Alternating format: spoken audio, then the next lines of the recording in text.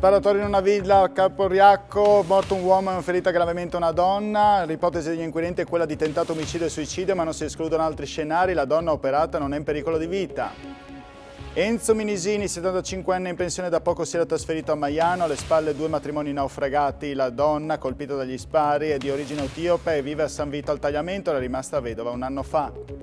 Con il caro benzina continua l'esodo in Slovenia, dove il prezzo è stato bloccato. In Friuli è corso al self-service più economico, e per il gasolio la tessera carburante può essere usata solo per rifornimenti dai 25 euro in su. Per razionalizzare l'energia elettrica e risparmiare sul gasolio per i gatti delle nevi, la stagione dello sci chiude in anticipo in regione. Già dalla prossima settimana potrebbero ridursi impianti e piste a disposizione. Record di nascita all'ospedale Santa Maria degli Angeli di Pordenone. In meno di 24 ore sono venuti alla luce 10 bambini, 7 le mamme italiane, 3 le straniere.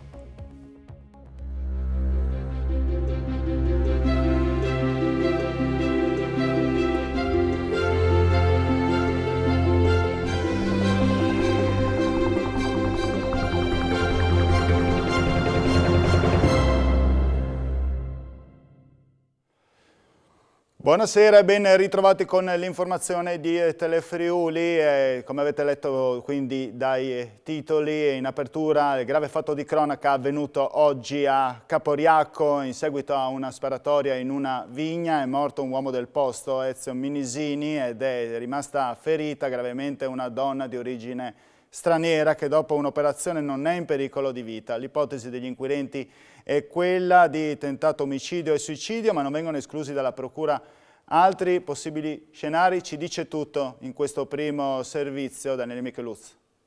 Erano da poco passate le 9:30 quando in via San Daniele a Caporiacco, in comune di Colloredo di Monte Albano, una donna, proveniente a piedi da una vicina vigna, ha chiesto aiuto a una famiglia lì vicino. Era insanguinata e stava chiamando l'ambulanza con il cellulare. Sosteneva che le avessero sparato. Poco lontano si era lasciata alle spalle un uomo, senza vita, con un colpo d'arma da fuoco alla testa. Dopo l'intervento del 118, la donna, una 43enne di San Vito al Tagliamento, di origine etiope, è stata portata in codice rosso all'ospedale di Udine, dove è stata operata. I proiettili, 3 in tutto, che l'hanno colpita alla scapola, a un ginocchio all'inguine, sono stati rimossi e non è in pericolo di vita. Sul luogo della tragedia sono arrivati i carabinieri di Maiano e del nucleo operativo e la Polizia di Stato con la scientifica, che hanno avviato le indagini coordinate dalla Procura di Udine. Secondo una prima ricostruzione, l'ipotesi più accreditata è che l'uomo abbia sparato alla donna e poi abbia rivolto l'arma contro se stesso.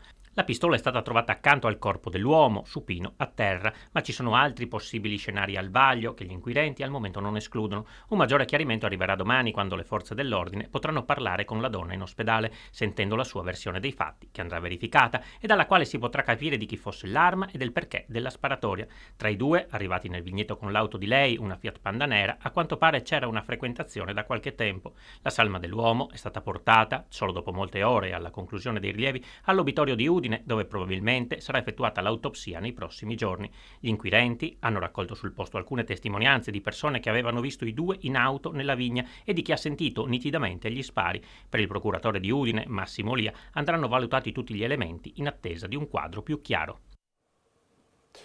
2 matrimoni naufragati alle spalle, un rapporto difficile con le 4 figlie, il lavoro da meccanico in Africa prima della pensione. Ecco chi era Enzo Minisini, ricordato dal sindaco di Colloredo di Montalbano Luca Ovan, che lo aveva incontrato proprio pochi giorni fa. Il servizio.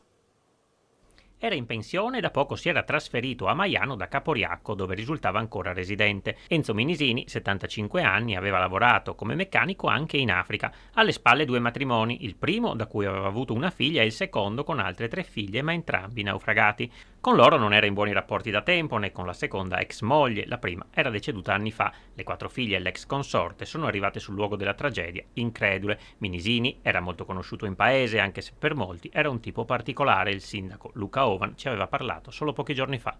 Sì, una cosa veramente che ti fa rimanere di sasso. Una questione di sangue così dolorosa, soprattutto conoscendo la persona, fa veramente riflettere. fa riflettere perché non si crede mai che nella piccola realtà possono succedere queste cose drammatiche. Ma io lo conoscevo bene, si può dire, è uno che ha sempre lavorato, sempre portato avanti la sua famiglia. Dopo col tempo certe cose sono cambiate, lui ha fatto la sua vita, era rimasto da solo, e una persona che io 3 giorni prima l'avevo trovata, avevamo parlato assieme, dialogato, ma non avrei mai creduto un'azione così forte da una persona così tranquilla e serena. Vive a Savagnano di San Vito al Tagliamento la donna rimasta ferita nella sparatoria avvenuta questa mattina a Colloredo di Montalbano. Vedova dallo scorso giugno, ha 2 figli, ha fatto la badante sino a quando l'anziana donna che accudiva è morta. Siamo a San Vito al Tagliamento, nella frazione di Savognano in via Aversa. Vedete alle mie spalle abita qua la signora di 43 anni che questa mattina a Colloredo di Montalbano è rimasta coinvolta in una sparatoria. Abbiamo parlato con gli amici, con le persone che vivevano nella stessa palazzina dal 2013.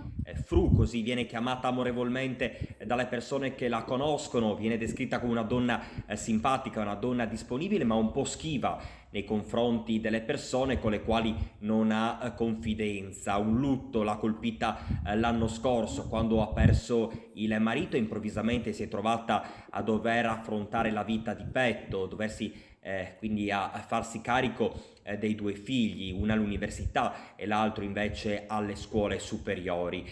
Una donna che ultimamente lavorava come badante, ma in seguito alla morte della donna che accudiva si è trovata poi a dover fare delle pulizie. Tutti qua fanno il tifo per lei, tutti sperano nel giro di qualche giorno di poterla finalmente riabbracciare. Voltiamo pagina, anche questa mattina sono state prese d'assalto le stazioni di servizio oltre confine. Da ieri la Slovenia ha bloccato i prezzi a ribasso per 30 giorni e già dalle 8 si sono formate code di vetture tutte con targa italiana. I prezzi sono di 1,541 euro al litro sul diesel, 1,503 al litro il super senza piombo. Andiamo a vedere. Continuano le code dei turisti del pieno, che anche oggi hanno preso d'assalto le stazioni di servizio oltre confine. Già dalle 8 una fila di 1 chilometro di vetture in attesa del pieno a Mernico, la frazione di Dolegna del Coglio. Da ieri la Slovenia ha bloccato i prezzi a ribasso per 30 giorni e così il risparmio medio oltre confine oscilla tra i 50 e i 60 centesimi al litro. Le scene nei valichi principali e in quelli secondari da Venco a Mernico si ripetono così identiche, interminabili file di auto, tutte con targa italiana, in attesa del proprio turno per fare il pieno. Il tam tam corre anche sui social per accaparrarsi le notizie sugli orari di apertura dei distributori sloveni aperti 7 giorni su 7 dalle prime ore del mattino. File chilometriche per pagare 1,541 euro al litro per il fai da te sul diesel e 1,503 euro al litro il super senza piombo. Un notevole risparmio rispetto ai prezzi applicati in questo momento in Italia a causa anche delle tensioni internazionali con il conflitto Russia-Ucraina. E mentre la Slovenia ha calmierato per 30 giorni il prezzo del carburante, in Italia le tariffe sono scese di alcuni centesimi dopo le impennate dei giorni scorsi e i cittadini cercano di contenere i costi cercando i distributori più convenienti. Vediamo quali sono. Siamo alla periferia di Udine e alla ricerca dei distributori più convenienti e per cercare di risparmiare qualcosa cerca di adottare anche altri accorgimenti come avvalersi del self-service, muoversi di meno in macchina, stare attenta ai consumi. E intanto il prezzo della benzina in Italia, che negli scorsi giorni aveva raggiunto livelli massimi, proprio da oggi ha cominciato a scendere di qualche centesimo. Di pochissimo, però poi dipende dai distributori e dalle ditte che forniscono il carburante. Per fortuna si è fermato, pensavo che salisse ancora.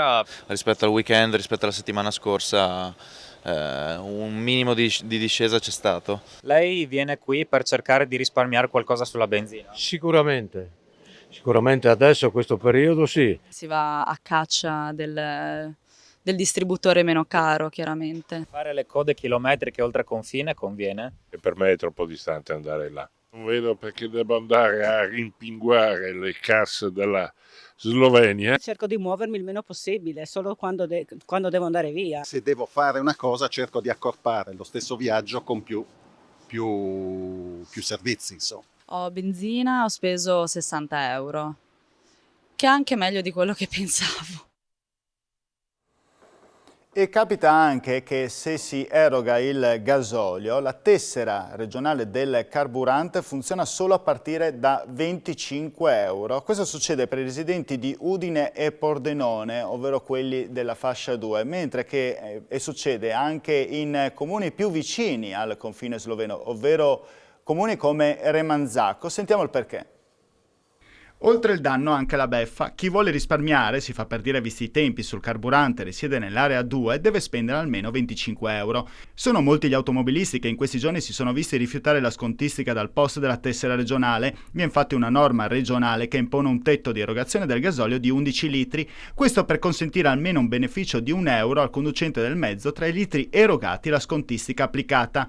Ora il bonus carburante in vigore in questa fascia è di 0,9 centesimi per il gasolio, il prezzo superato però i 2 euro e per raggiungere lo sconto di almeno 1 euro e contemporaneamente superare il tetto di 11 litri bisogna superare i 20 euro di erogazione.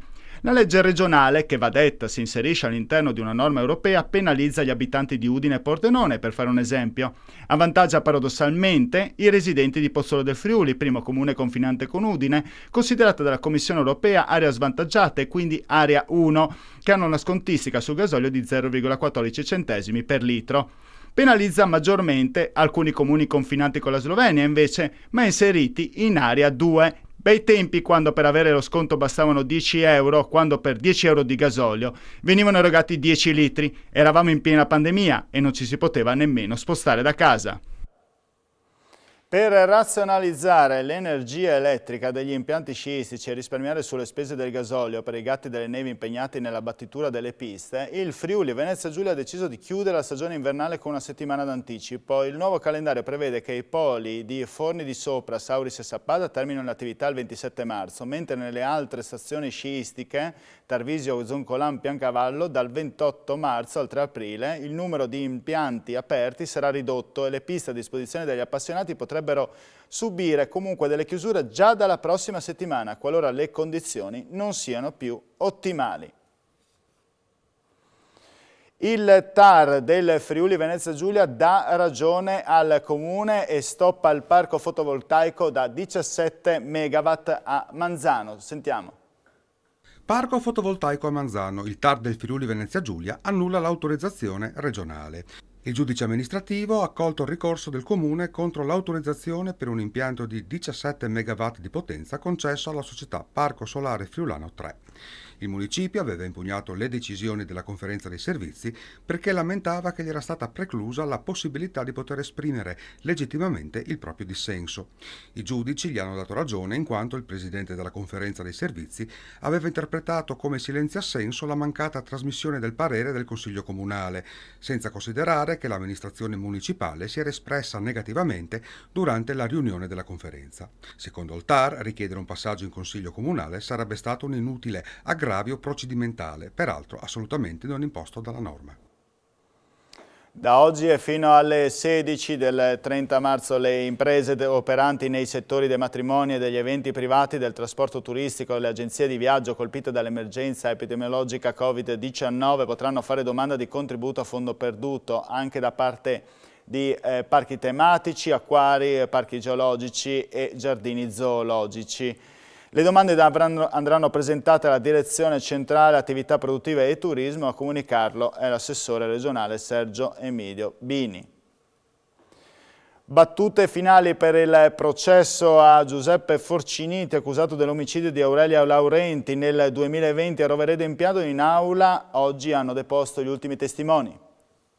Era stata la paura di perdere i figli a convincere Aurelia Laurenti a ritornare da Giuseppe Forciniti, e quanto raccontato in corte d'assise a Udine dagli ultimi due testi, un amico conosciuto su Instagram e la madrina del figlio maggiore della coppia, del processo che vede accusato di omicidio l'infermiere di 34 anni, compagno della vittima, uccisa con 19 coltellate a Roveredo in Piano il 25 novembre 2020. Il testimone, residente a Lecce, ha spiegato che Aurelia, da lui contattata in chat poco prima della tragedia, temeva per la propria incolumità e che Forciniti gli portasse via i bambini anni dal momento che l'aveva minacciata in questo senso. Perciò era tornata a vivere con lui dopo la scoperta del suo tradimento e il trasferimento dei genitori. E proprio i genitori di Aurelia, come ha raccontato l'altra testimone, avrebbero sollecitato la figlia a ricongiungersi con Forciniti. Le dissi di stare attenta, ha affermato la donna, e raccomandai a entrambi di seguire una terapia familiare. Da soli non ce la potevano fare. Con questa testimonianza si è chiusa la parte istruttoria del processo. La discussione è prevista per la prossima udienza in calendario per fine aprile. Chiedeva soldi promettendo enormi guadagni in fantomatici investimenti, ma del denaro non c'erano più tracce, così è finito in carcere un 31enne di Prata di Pordenone che aveva spillato anche con le minacce 30.000 euro a 3 cittadini del Friuli occidentale. Una serie di truffe da oltre 30.000 euro nei confronti di 3 cittadini della Testra Tagliamento è costata a un 31enne di Prata di Pordenone una condanna a 7 anni di reclusione, una multa da 2.900 euro e un'ammenda da 2.000. Il truffatore è stato arrestato su disposizione della Procura Generale presso la Corte d'Appello di Trieste, poiché è stato riconosciuto colpevole di truffe messe in atto nel Friuli occidentale tra il 2009 e il 2010. L'uomo di fatto chiedeva soldi alle vittime promettendo sicuri investimenti in grado di generare enormi guadagni. I truffati però non solo non vedevano alcun profitto, ma la richiesta di avere i soldi indietro, il 31enne inventava scuse ed iniziava a perseguitare le vittime con telefonate e messaggi, estorcendo loro enormi somme di denaro con la minaccia che se non avessero consegnato i soldi e lo avessero denunciato sarebbero state uccise dai componenti di una presunta organizzazione di cui lui stesso fingeva di essere vittima. Stanchi delle pressioni subite e spaventati dalle minacce, dopo mesi le vittime si sono decise a fare denuncia. Le indagini successive hanno portato all'arresto. Oltre alle truffe, l'uomo dovrà scontare anche una condanna per guida in stato d'ebbrezza commessa nel 2017. Il 31enne, rintracciato nella sua abitazione di Prata dagli agenti della squadra mobile della questura di Pordenone, al termine delle formalità di rito è stato portato nel carcere di Udine. Storie di bracconaggio. Il GUP di Udine condanna 2 persone a quasi 9 anni di reclusione complessivi. Hanno dato fuoco alle proprietà di 2 guardie forestali, rubato il pollame di un cacciatore e detenuto illegalmente armi modificate. Per questo sono stati condannati con il rito abbreviato Antonio Brisinello, di 58 anni di Pontebba, e Diego Battaglin, di 64 anni di Marostica, dal GUP Matteo Carlisi del Tribunale di Udine. Ai 2 sono stati inflitti rispettivamente 5 anni e 3 anni e 10 mesi di reclusione. Altre 4 persone sono state rinviate a giudizio. Brisinello è stato riconosciuto colpevole di aver incendiato nel luglio del 2017 la casa di famiglia dell'allora comandante della stazione forestale di Pontebba, per fortuna disabitata e situata in località Aclete a Tarvisio. Nel 2018, assieme a Battaglin e ad altri 2, rubò 15 galline e 30 polli a un cacciatore che collaborava con la forestale. Infine, sempre in quell'anno, i 2 condannati, assieme a un'altra persona, diedero fuoco a Venzone al capanno degli attrezzi di un maresciallo del corpo regionale. Brisinello e Battaglin, inoltre, sono stati condannati per la detenzione, assieme a un altro imputato, di un fucile Remington calibro 222 modificato illegalmente, con il quale Brisinello aveva cacciato in comune di Pontebba, sparando anche vicino alle abitazioni. I 2 dovranno versare una provvisionale di 40.000 euro per la casa di Tarvisio, una di 10.000 euro per il capanno e un danno di 5.000 euro alla regione. Torniamo in cronaca con una notizia appena arrivata. In redazione: cade da un'altezza di 3 metri e sbatte la testa. È stato trasportato all'ospedale di Udine l'uomo che nel tardo pomeriggio di oggi si è procurato un trauma cranico mentre stava potando un albero. L'episodio è accaduto a Fiume Veneto. L'infortunato, ricevute le prime cure dal personale del 118 giunto sul posto con ambulanza automedica, è stato elitrasportato a Udine. Le sue condizioni comunque non sarebbero gravi. E ora la pagina dell'emergenza sanitaria, secondo giorno consecutivo con più di 1.000 nuovi contagi da Covid-19 in Friuli Venezia Giulia, 1.046 per la precisione, a fronte di 5.793 tamponi molecolari e 5.565 test rapidi antigenici. 9 le persone ricoverate in terapia intensiva, 130 ospedalizzati negli altri reparti. 3 le vittime, che portano il complessivo numero dei decessi in regione dall'inizio della pandemia a 4.844. E ora il conflitto in Ucraina. Andrea De Piero è uno dei 50 partiti con la carovana delle Iene sabato, è stato l'ultimo a ripartire dalla Polonia. Da lì ha portato 2 ragazze, entrambe dirette a Mestre. Il confine viene attraversato di notte quando non bombardano. Ci racconta: ho visto tanta diffidenza ma anche tanta gratitudine. Sentiamo la sua testimonianza. Andrea, tu sei stato uno dei 50, degli oltre 50 che sono partiti dallo stadio con la carovana delle Iene sabato e che si è diretta in Polonia per recuperare dei cittadini ucraini, dei profughi ucraini che volevano scappare di fatto dalla guerra. Perché hai scelto di partire? Perché mi sono svegliato la mattina e nel leggere le notizie online ho letto di questa iniziativa delle Iene di cui non sapevo nulla fino a sabato. Era già tanto che volevo fare qualcosa e niente, da lì a preparare la valigia è stato un attimo. Mi avevano detto che effettivamente c'è un clima di estrema incertezza e sì, lì l'incertezza la fa assolutamente da padrone. Però è solo una questione di aspettare, bisognava soltanto attendere. Io sono stato l'ultima macchina a venire via insieme all'altra dove c'era anche l'inviato delle Iene, per cui ho visto veramente tutto dall'inizio alla fine. Chi è rimasto è sempre tornato con qualcuno. E di fronte chiaramente vi siete trovate donne, bambini di qualsiasi età terrorizzati. Sì, non so se terrorizzate è la parola giusta, sicuramente molto diffidenti. Cioè fa strano, però tante delle persone che erano dentro comunque non volevano salire con noi perché loro avevano un'altra destinazione. Perché? Perché non si fidano. Tu ti fideresti? Tu alla fine chi hai portato in Italia? Io alla fine ho portato in Italia 2 ragazze, una 27enne insegnante di inglese che ci ha tolto la barriera linguistica per fortuna, e sua cognata di 10 anni più giovane, che non erano lì al lab ma stavano scappando da Kiev. Le abbiamo attese, abbiamo avuto notizie che c'era questo gruppo perché facevano parte di un altro gruppo un po' più numeroso, anche se loro erano da sole poi in realtà, quindi le abbiamo attese fino all'ultimo. Lo rifaresti? Dimmi solo quando. E ora veniamo al curioso record di nascite che si è verificato all'ospedale Santa Maria degli Angeli di Pordenone. In meno di 24 ore sono venuti alla luce ben 10 bimbi. Se non è un record, poco ci manca. In meno di 24 ore all'ospedale Santa Maria degli Angeli di Pordenone sono nati 10 bambini. Si tratta di 6 neonati maschi e di 4 femmine, 6 nati da parti spontanei e 4 tagli cesarei, da 7 mamme di nazionalità italiana e 3 straniere. Un evento eccezionale di cui al civile non si hanno ricordi. In un momento storico in cui avvertiamo che nel mondo la vita umana viene spesso calpestata, questo eccezionale evento, ha spiegato Francesco Pirrone, primario del reparto di ostetricia, ci riempie di speranza. Una giornata impegnativa che ha sicuramente ripagato il team di professionisti della struttura ospedaliera, ginecologi, ostetriche, anestesisti, infermiere, pediatri e OS. In un quadro nazionale di denatalità generale, il numero di parti registrati a Pordenone si sta mantenendo in linea col numero di nascite dello stesso periodo dello scorso anno. Si tratta di un forte segnale di fiducia verso il nostro reparto, evidenziato il dottor Pirrone, dove ogni giorno cerchiamo di garantire gli standard di sicurezza più elevati e la migliore assistenza possibile, cercando di far vivere un'esperienza positiva della nascita, secondo le indicazioni dell'OMS, sia durante il travaglio parto, sia dopo la nascita, con le buone pratiche UNICEF per un buon avvio dell'allattamento. Il dovere dell'amministrazione regionale di intervenire verso il settore primario con quella flessibilità e quel pragmatismo che la politica agricola richiedono in questa fase immediata di crisi, senza per questo stravolgere gli obiettivi di lungo periodo. L'ha affermato l'assessore regionale alle risorse agroalimentari Stefano Zannier nel corso del workshop di Agriest organizzato negli studi di Telefriuli.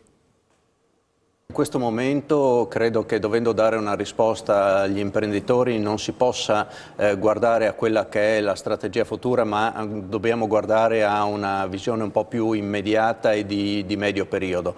Per cui l'impegno che tra l'altro tutte le amministrazioni regionali, tutti i colleghi e lo stesso Ministero si sono assunti è di intervenire chiedendo quella flessibilità anche nella gestione della politica agricola comune che ci serve per il periodo necessario, quindi senza andare a stravolgere gli obiettivi, ma creando quell'azione cuscinetto che consenta oggi di produrre, riuscire a rimanere all'interno di un bilancio perlomeno non negativo di quelli che sono i costi di produzione e i risultati in vendita, e consentire quindi alle imprese di traghettare questo periodo decisamente complicato, garantendo anche a tutti quanti noi la reperibilità dei prodotti all'interno di standard qualitativi che le nostre imprese non hanno paura di affrontare.